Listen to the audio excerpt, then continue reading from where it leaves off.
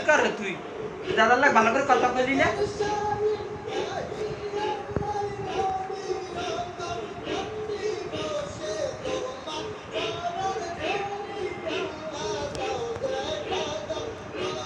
আদিস তোর আঙ্গুল সামনে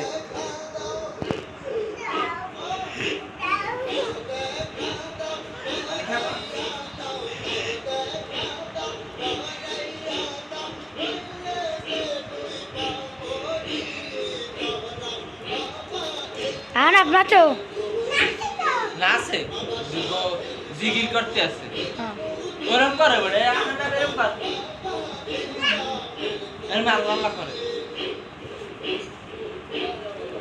দেখবা তুমি আচ্ছা দেখো ওইসে আর করা লাগবে না